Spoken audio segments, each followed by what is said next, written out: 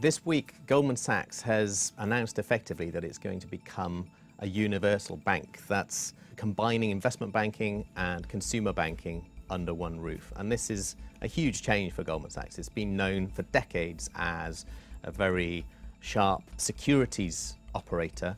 Investment banking is its DNA.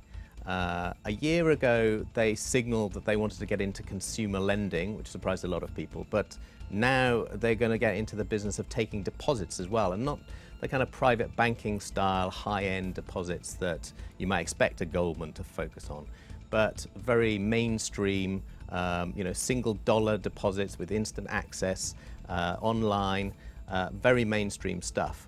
So it's completely transforming really what Goldman Sachs is going to be. The basic reason why is simply money. They're following the money. This is where they're going to find it easier, or they believe they're going to find it easier to make big profits. They've taken a senior executive from a credit card business called Discover to build this consumer credit business a year ago.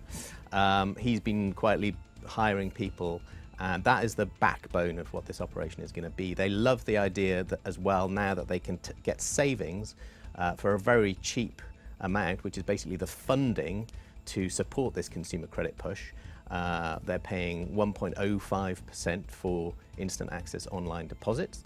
That's the top rate in the market, but it's still very cheap funding when you can lend at up to 25%. So that's potentially hugely profitable business, and it's far more attractive than their core business has long been, investment banking, particularly on the trading side, particularly on the fixed income side, where tougher capital demands from regulators and the direction of the market have made it much more difficult to make money there. Goldman aficionados would bet on them. They tend to be pretty good at most things that they do. So you've got to kind of have belief in them, I suppose. But it's a very crowded market because not only have we got the old banks, we've also got big, fast expanding credit card companies. I mentioned Discover. They're just one of many.